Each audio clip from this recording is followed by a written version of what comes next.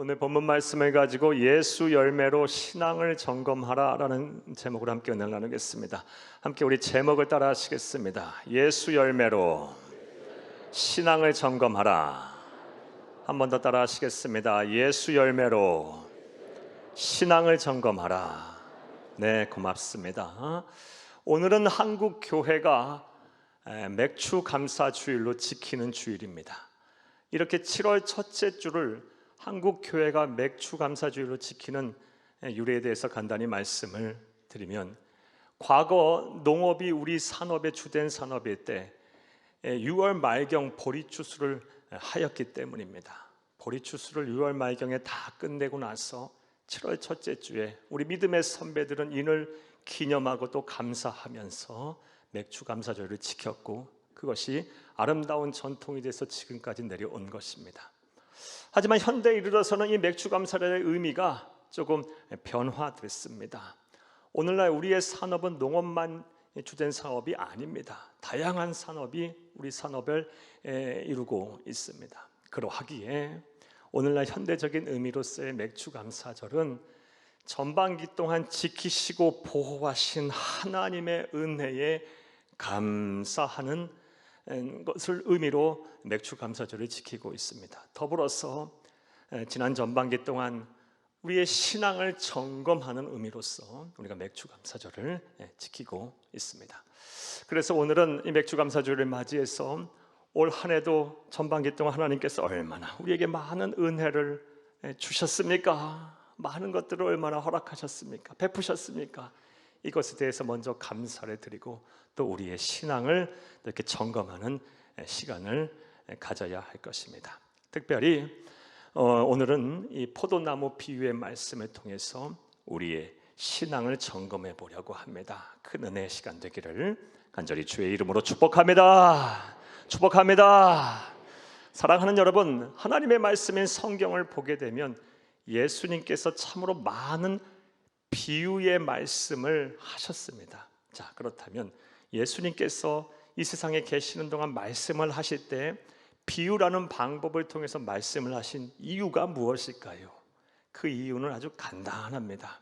왜냐하면 난해한 하나님의 말씀, 천국 복음, 영적인 교훈을 쉽게 제자들에게 또 오늘날 우리들에게 설명하시기 위해서 비유라는 방법을 통해서 말씀을 하신 것입니다.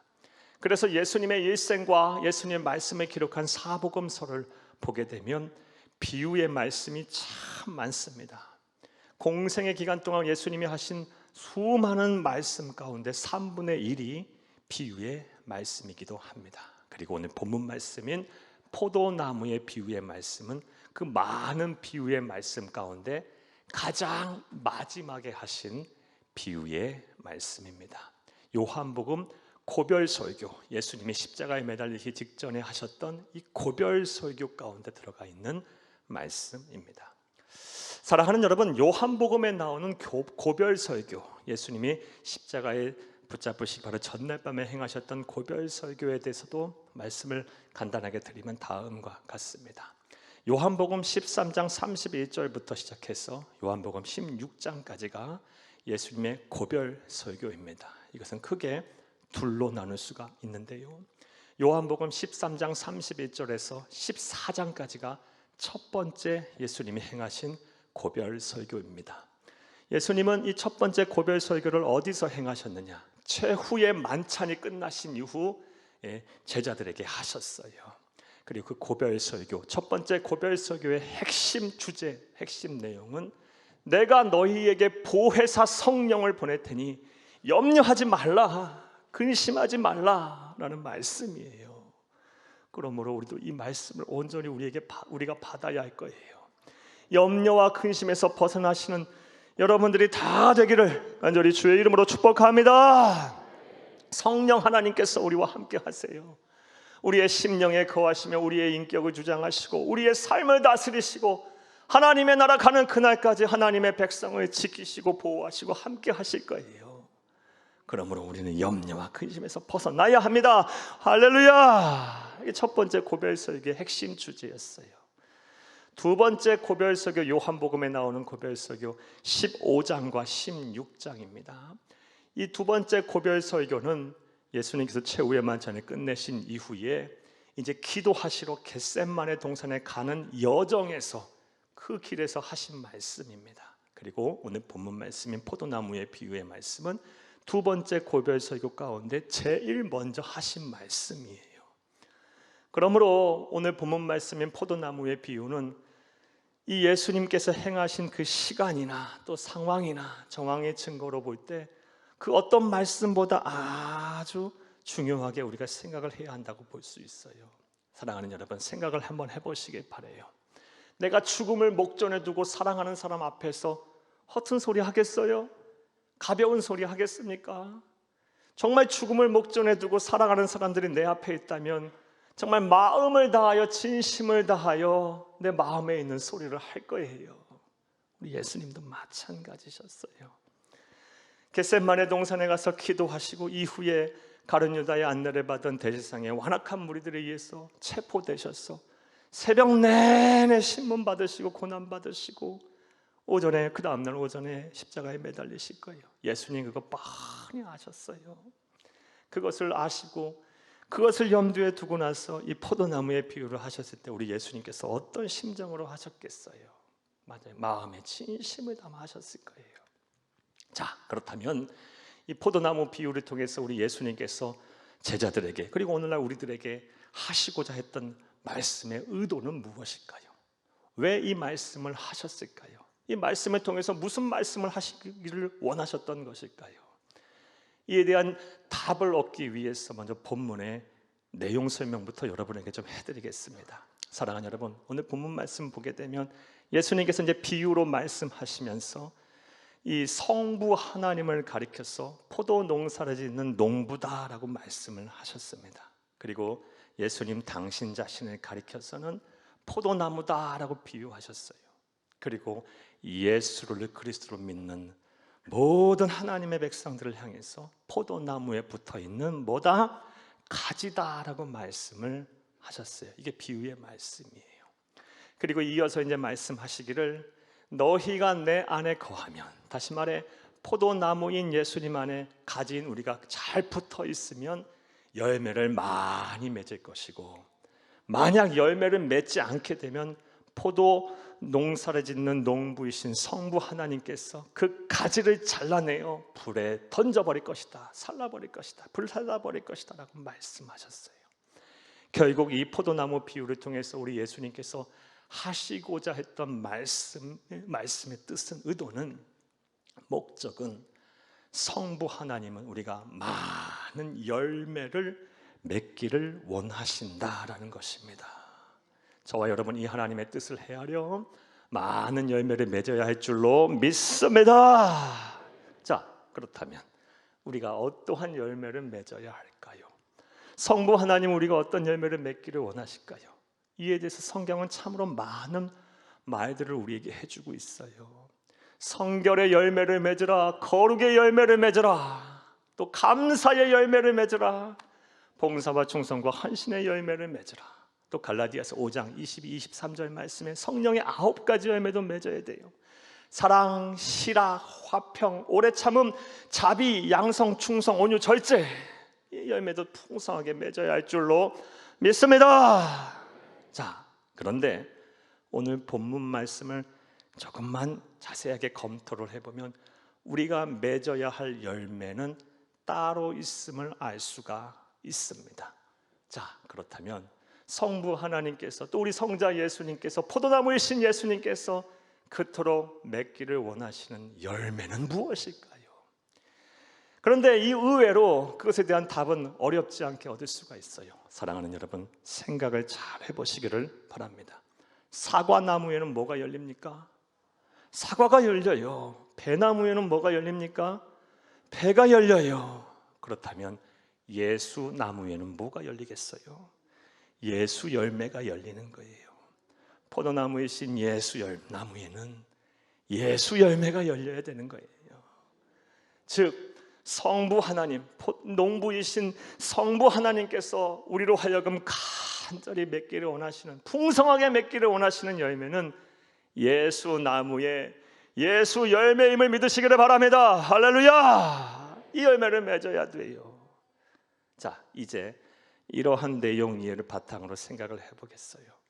사랑하는 여러분, 예수 나무에 붙어있는 가지인 우리들이 풍성하게 맺어야 할 예수 열매는 그렇다면 무엇일까요? 예수 열매란 무엇일까요? 자, 이제부터 따라하시겠습니다. 첫째로 기도의 열매입니다. 예수 나무에 붙어있는 가진 우리들이 맺어야 할 예수 열매의 첫 번째는 기도의 열매예요. 사랑하는 여러분, 오늘 본문 말씀을 보게 되면 포도나무의 비유를 마치시고 나서 예수님께서 제일 먼저 하신 말씀이 있습니다. 오늘 본문 7절을 함께 읽겠습니다. 너희가 내 안에 거하고 내 말이 너희 안에 거하면 무엇이든지 원하는 대로 구하라. 그리하면 이루리라. 아멘. 뭐 하라는 거예요? 기도하라는 거예요. 너희가 내 안에 거하고 내 말이 너희 안에 거하면 무엇인지 원하는 대로 뭐 해라? 기도해라. 그리하면 이루겠다라고 약속하셨어요. 사랑하는 여러분, 그렇다면 왜 느닷없이 기도하라는 말씀을 하셨을까요? 성경을 오류 없이 해석하고 이해하려면 가장 이상적인 방법은 문맥 전후를 살펴보면서 그 연관성을 살펴보면서 해석하는 게 가장 오류 없이 해석할 수 있는 방법이에요. 사랑하는 여러분, 너희가 열매를 풍성하게 맺기를 원한다고 말씀하신 이후 기도에 관해서 말씀하셨다는 것은 우리 주 예수 그리스도께서 또 우리 성부 하나님께서 간절히 맺기를 원하시는, 풍성히 맺기를 원하는 그 예수나무의 예수 열매가 뭐라는 겁니까? 기도의 열매라는 거예요. 기도의 열매를 풍성하게 맺으라. 이게 우리를 향하신 하나님의 뜻인 거예요. 그것이 바로 예수나무의 예수 열매인 거예요. 실제로 공생의 기간 동안 우리 주 예수 그리스도의 삶을 보게 되면 기도의 삶이라고 해도 과언이 아니에요. 기도 그 자체셨어요. 예를 한번 들어볼까요? 먼저 누가복음 3장 21절 말씀에 보면 예수님께서 세례 요한에게 세례를 받으셨어요. 공생의 전입니다. 공생의 선포식과도 같아요. 그때 뭐 하셨어요? 기도하셨어요. 그러자 하늘이 열렸어요. 하늘이 열리고 이는 내 사랑하는 아들이라는 음성이 들려왔고 성령께서 비둘기처럼 임재하셨어요. 기도로 새하약을 시작하셨어요. 또 누가복음 6장 12절에서 13절 말씀을 보게 되면 제자를 부르실 때도 뭐 하고 부르셨어요? 기도하고 나서 제자들을 부르시고 선택하셨어요. 그냥 마음에 맞는 사람 고른 거 아니고 기도하신 후 하나님의 뜻에 따라 제자들을 선택하신 거예요. 또 마태복음 6장 9절에서 13절 말씀을 보게 되면 우리 잘 아는 말씀이에요. 너희는 이렇게 기도하라 라고 말씀하시면서 우리에게 뭘 가르쳐 주셨습니까? 주기도문을 가르쳐 주셨어요. 우리 주님의 기도의 내용이에요. 또 사복음서를 보게 되면 낮에는 예수님은 인자가 머리 들고 쫓아 엎들 정도다라고 말씀하시면서 바쁘게 하나님 나라 운동을 하셨고요. 밤에는 뭐 하셨어요? 매일 밤마다 산에 가서 조용한 한적한 곳에 가서 새벽 이슬을 맞아가며 기도하셨어요. 무엇보다 누가복음 22장 44절 말씀을 보게 되면 겟세마네 동산에서 이 십자가의 잔을 내가 마셔야 합니까? 이 쓰디쓴 고난의 잔을 내가 마셔야 합니까? 그러나 내 원대로 마옵시고 아버지의 원대로 하옵소서 하면서 기도하셨어요. 땀방울이 핏방울 정도 될 정도로 이 모세 혈관이 다 터진 거예요. 얼마나 간절하게 기도하셨으면요.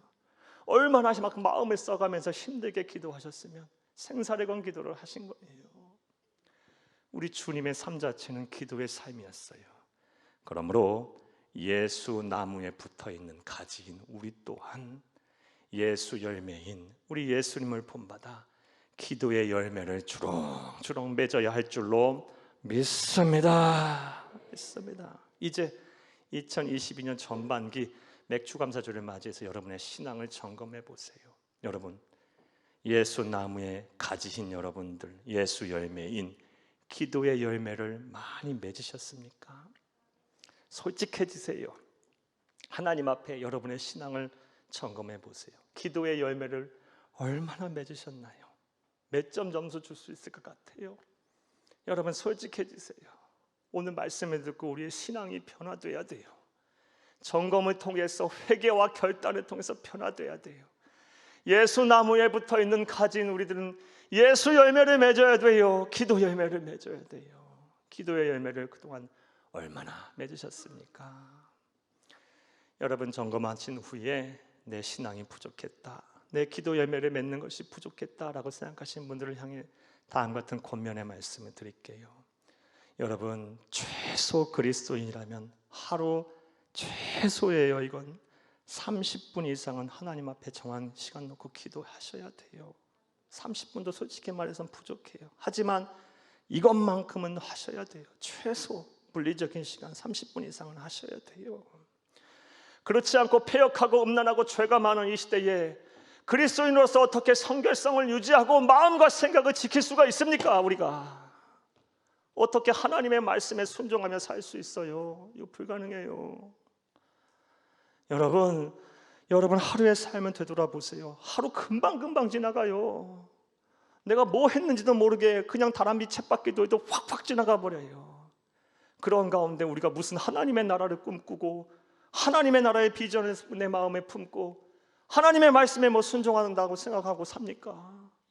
그냥 오늘 걱정 내일 걱정하다가 그냥 쑥쑥 하루가 지나가 버려요. 이렇게 한 달이 지나가고 이렇게 1년이 지나가고 이렇게 몇십 년 지나가면 이제 하나님 앞에 설 날이 오는 거예요. 여러분 우리는 날마다 하나님 앞에 기도하면서 기도의 열매를 쌓으며 내 마음과 생각을 지키고 하나님 나라를 꿈을 꿔야 돼요. 정한 시간 놓고 기도하시기를 간절히 주의 이름으로 부탁합니다. 또 기도 열매가 충분치 않은 분들 향해 권면의 말씀 드릴게요. 중보 기도도 하셔야 돼요. 중보 기도. 우리가 다른 사람을 위하여 얼마나 많은 기도를 해야 합니까?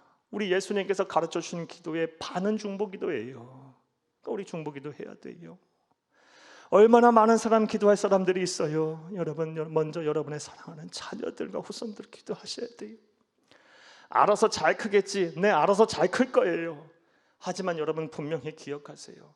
세상 사람들과 똑같은 가치관을 가지고 세상에서 성공한들, 그게 하나님 보시기에 무슨 성공이고 무슨 복이겠어요. 하나님의 백성은 하나님의 자녀답게 살아야 되는 거예요. 믿음을 지키며 살아야 되는 거예요. 내 목에 칼이 들어온다 할지라도, 목숨이 경각에 달렸다 할지라도 신앙을 지키면서 하나님이 주신 꿈을 꾸면서 하나님 주시는 이 참된 하늘 행복을 누리면서 살아가는 것이 그게 복인 거예요. 우리 자녀들이 그렇게 살아야 되지 않겠어요?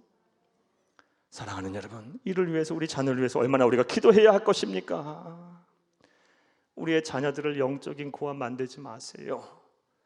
이제부터 기도하시기를 간절히 주의 이름으로 부탁합니다. 자녀들은요, 우리 부모들을 위해서 기도해야죠. 우리 부모들의 삶을 위해서 기도해야 되고 마음과 생각들을 위해서 기도하셔야 되고요. 무엇보다 하나님의 나라 가시도록 기도하셔야 되고요. 염려와 근심에서 벗어난 삶 사시도록 기도해야 되고요. 자녀들도 자녀 부모를 위해서 기도해야 돼요. 또 형제들을 위해서 기도해야 되고 이웃들을 위해서도 기도해야 하고 주의 몸된 교회를 위해서도 기도해야 하고 담임 목사와 부교육자들을 위해서도 기도해야 하고 또 파송된 선교사들을 위해서 기도해야 되고 어려운 이웃들을 위해서도 기도해야 돼요. 무엇보다 그리스도인들은요, 이 나라와 민족을 위해서 기도해야 돼요. 패역하고 음란하고 죄가 많은 이 사회, 이 나라에 하나님의 공의가 강같이 흐르게 하려면 그리스도인들이 어떻게 잠자고 있어요? 기도해야죠. 누가 기도하겠어요? 나라와 민족을 위해서. 우리는 나라와 민족에 위해서 이 사회를 향해서 불평과 불만을 하는 사람이 아니고 기도하는 사람이에요. 이것을 꼭 기억하세요. 세상의 지도자는 하나님이 세우실 거예요. 세우신 거예요. 그리고 하나님께서 일하실 거예요. 어떤 정권이든 간에 신앙의 양심에 따라 우리는 살면 되는 거예요. 하나님의 말씀에 따라 살면 되는 거예요. 불평불만하기에 앞서서 기도하는 거예요. 나라와 민족이 하나님의 공의에 바로 서도록 이 땅의 모든 위정자들과 정치인간이 사리사욕 당리당략에 얽매이지 아니하고 국정을 잘 이끌도록 기도하는 거예요. 이 사회 모든 지도자들이 바른 양심을 가지고 이 땅을 이 사회를 잘 치리하도록 우리가 기도하는 거예요. 그리스도인의 사명이에요. 이 사명을 온전히 감당하는 저와 여러분이 되어야 할 줄로 믿습니다. 사랑하는 여러분, 우리가 맺어야 할 첫 번째 예수나무의 예수 열매는 무엇입니까? 기도의 열매예요. 부디 2022년 하반기에는 이 열매를 주렁주렁 맺어서 하나님의 기쁘시고 사람들에게 칭찬받는 참된 성도님들이 다 되시기를 간절히 주의 이름으로 축복합니다. 축복합니다. 축복합니다. 자, 두 번째로 예수나무에 붙어있는 가지로서 우리가 맺어야 할 예수 열매는 무엇일까요? 따라 하시겠습니다. 둘째로 성품의 열매입니다. 예수님의 성품을 담는 열매예요. 오늘 본문 8절을 함께 읽겠습니다. 너희가 열매를 많이 맺으면 내 아버지께서 영광을 받으실 것이요 너희는 내 제자가 되리라. 아멘. 아주 우리가 주의 깊게 봐야 말씀하셨어요. 너희가 열매를 많이 맺으면 내 아버지께서 영광을 받으실 것이고 그때야 비로소 뭐가 된다? 내 제자가 된다고 말씀하셨어요. 열매를 맺는 자가 제자가 된다 말씀하셨어요. 자, 그렇다면 예수님의 제자가 된다는 말의 의미는 무엇일까요? 사랑하는 여러분, 제자는요 스승을 닮아요.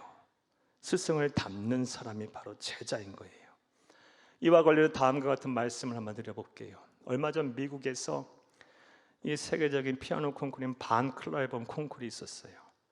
그리고 그 콩쿠르에 우리나라의 18살 된 임윤창 군이 압도적인 실력으로 우승했어요. 60년 역사상 최연소 우승이에요.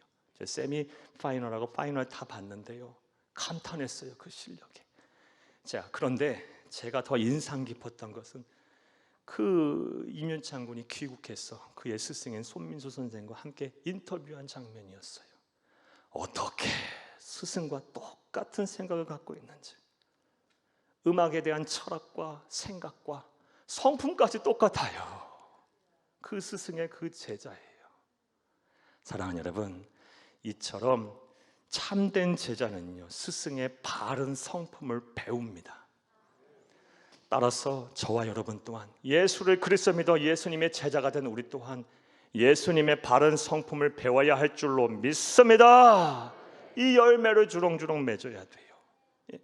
자, 그렇다면 우리가 본받고 따라야 할 예수님의 바른 성품은 무엇일까요?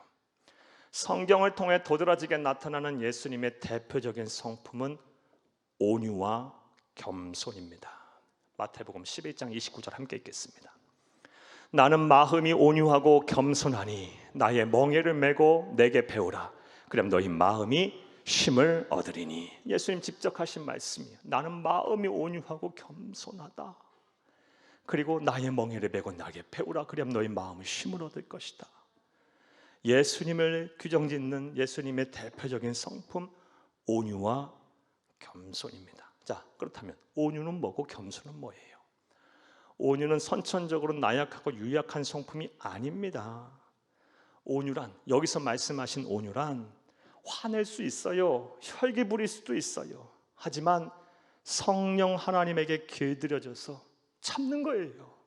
화를 낼 때 화내지 않고 성령 하나님 앞에 길들여져서 예수님에게 매여서 화낼 수 있는데 화내지 않고 참고 견디며 양보하고 관용을 베푸는 게 그게 온유예요. 그게 온유. 우리 예수님 그렇게 사셨잖아요. 겸손은 또 뭐예요? 나보다 남을 높이는 거예요. 나를 낮추는 거예요. 온유와 겸손한 삶, 예수님의 공생애를 보게 되면, 아니 예수님의 일생을 보게 되면 일관성 있게 나타나요. 예수님 처음 성육신 하셨을 때 창조주 하나님께서 화려한 궁전에 태어나지 아니하시고 가장 낮은 자의 모습으로 베들레헴 마구간에서 태어나셨어요.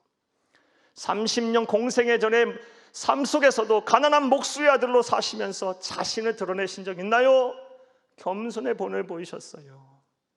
공생애를 하시면서도 예수님은 마태복음 20장 28절 말씀대로 나는 섬김을 받으러 온 것이 아니라 섬기려 하고 오히려 내 목숨을 자기 대속물로 주려 하기 이 땅에 오셨다고 말씀하시면서 남녀노소 빈부귀천 신분의 지위고하를 막론하고 모두에게 온유하고 겸손하게 대하셨어요. 이게 예수님이에요.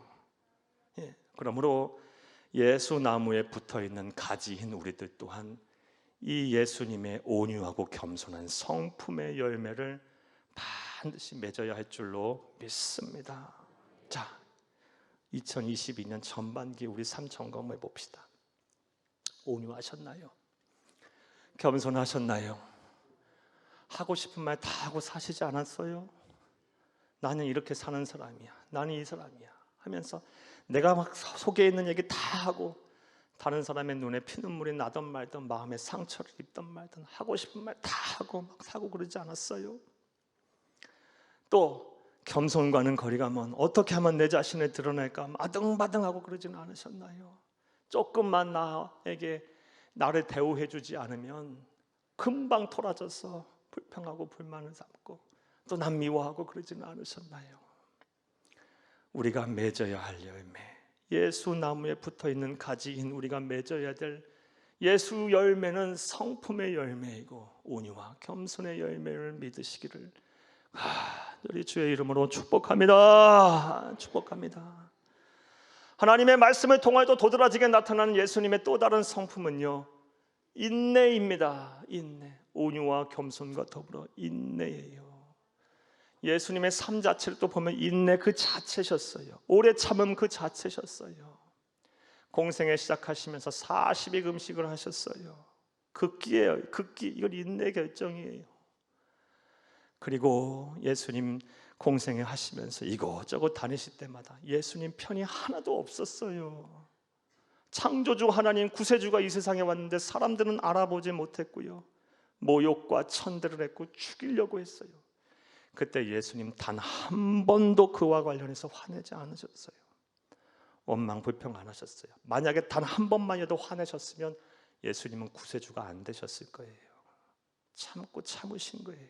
참고 참으신 거. 또 십자가에서 모진 고난에 당하고 물과 피를 다 쏟으심으로 죽으시는 그 상황 속에서도 하나님을 향해서 나 왜 이렇게 만들었어요? 내가 왜 이런 일을 당해야 합니까? 내가 왜 이런 고통을 당해야 합니까? 라고 한 번도 원망하지 않으셨어요. 만약 그러셨으면 만왕의 왕 만유의 구주가 못 되셨을 거예요. 꾹꾹 참고 다 이루었다. 아버지여, 내 영혼을 아버지 손에 부탁하나이다 하면서 운명하셨어요. 온 인류의 구세주가 되셨습니다. 이게 예수님이에요. 우리가 믿고 섬기는 예수님이에요. 사랑하는 여러분, 2022년 전반기 맥주감사주를 보내면서 우리는 우리의 신앙을 점검하셔야 돼요. 이것이 이제 터닝 포인트가 돼야 돼요. 예수 나무에 붙어있는 가지인 우리가 이 예수님을 닮는 성품의 열매를 맺고 있지 않다면 큰 문제가 있는 거예요. 우린 예수님의 제자가 아닌 거예요. 사랑하는 여러분, 온유와 겸손과 인내의 예수님의 대표적인 성품의 열매를 주렁주렁 맺는 참된 성도, 복된 성도, 지혜로운 성도 다 되시기를 간절히 주의 이름으로 축복합니다. 축복합니다. 축복합니다. 자, 또 우리가 맺어야 할 예수 나무의 예수 열매란 무엇일까요? 따라 하시겠습니다. 셋째로 사역의 열매입니다. 사랑하는 여러분, 예수님이 이 세상 계시는 동안 참 사역을 열심히 하셨어요. 그러므로 예수 나무에 붙어있는 가진 우리 또한 이 사역을 열심히 해야 돼요. 사역의 열매를 주렁주렁 맺어야 돼요. 자, 그렇다면 어떤 사역의 열매를 맺어야 할까? 예수님의 주된 사역을 보면 알아요. 먼저 예수님 가르치시는 일에 참 최선을 다했어요. 가르치시는 일 열심히 하셨어요. 가시는 곳곳마다 회당에 들어가서 하나님의 말씀을 강론하셨고요, 수많은 사람들 모아놓고 천국 복음을 전하셨어요. 그리고 12제자, 70인 제자를 따로 선별해서 제자도를 친히 몸소 가르치셨어요. 그러므로 예수 나무에 붙어있는 가진 우리 또한 이 가르치는 사역을 열심히 해야 돼요. 그런데 이렇게 말씀을 드리면 가르치는 일은 뭐 많이 배운 사람이나 은사를 가진 사람이나 하는 것이지라는 생각하실 수가 있을 것 같아요. 사랑하는 여러분, 그렇지 않아요. 내가 예수를 다른 사람보다 단 하루라도 먼저 믿었으면, 그래서 내게 받은 은혜가 있으면 나는 그런 자격이 있는 거예요.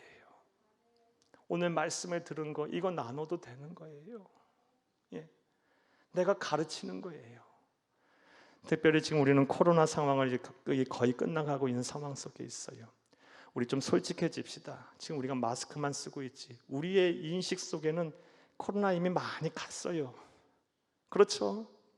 마스크만 쓰고 있을 뿐이지 뭐 우리가 코로나라는 것이 신경 쓰고 살아요. 요즘 안 다닐 때 다 다니고 계시잖아요. 예. 우리 인식 속에 많이 살아가고 있어요. 예. 그런데 아직도 이 코로나라는 것에 묶여서 이것을 비밀 삼아 영적인 침체에 빠져 있는 사람들이 얼마나 많은지 몰라요. 하루 이틀도 아니고 1, 2년도 아니고 이제 3년째 되고 있어요. 그 영혼들을 어떻게 하겠어요?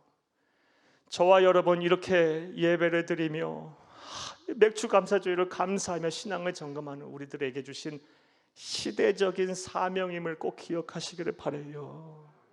그들을 일깨우는 것, 그들에게 영성을 다시 고취시키는 것, 그들을 하나님의 앞으로 다시 인도하는 것, 이게 우리의 사명이에요. 지금 시대적 사명 앞에 우리가 섰어요.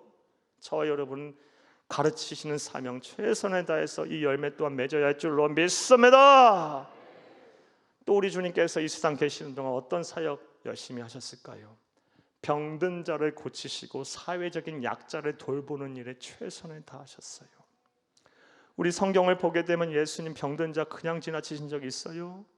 불쌍히 여겨 어떤 식으로든 간에 하나님 고치시고 넘어가요. 불쌍히 여겨, 이 자비의 마음이 우리 주님의 대표적인 또 다른 성품이거든요.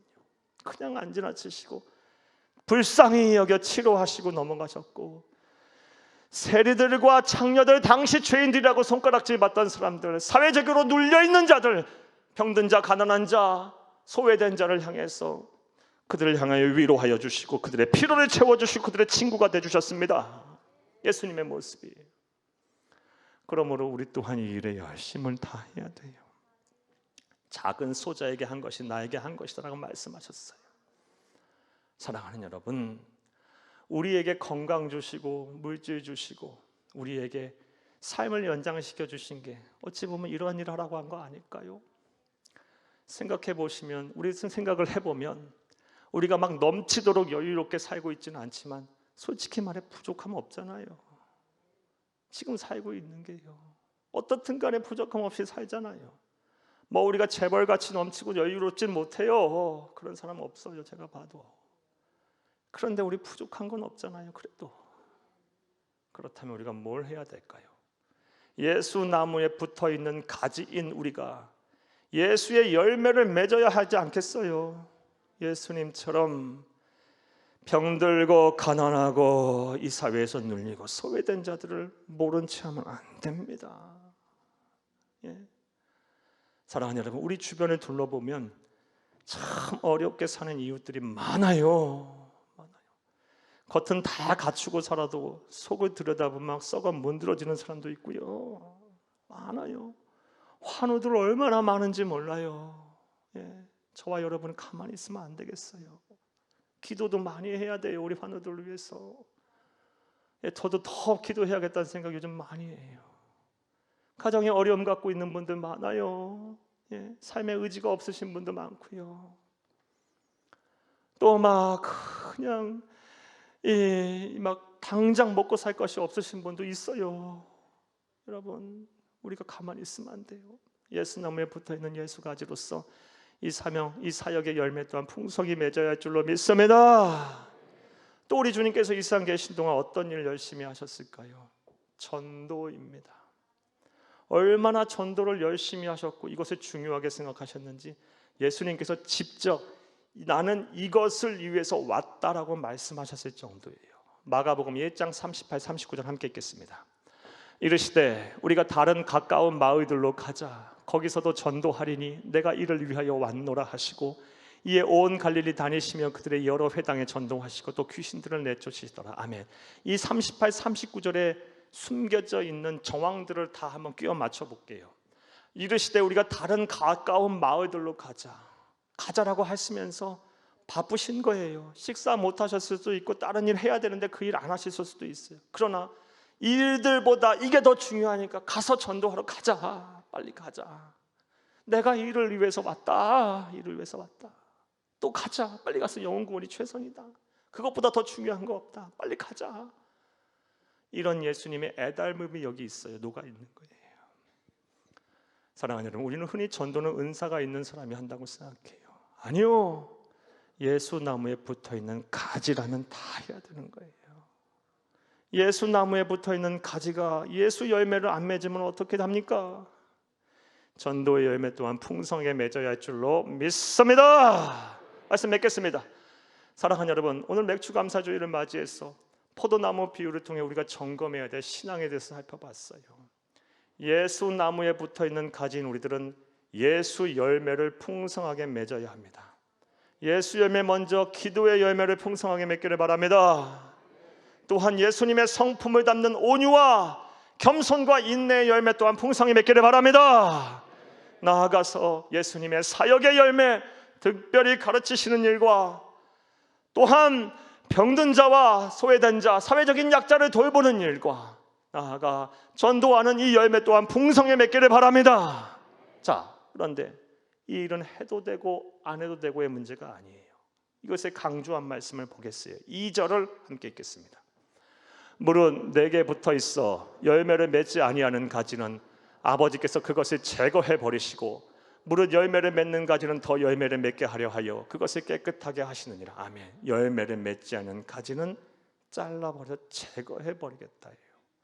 하나님으로부터 제거함을 당하면 우리가 어디에서 위로를 얻겠습니까?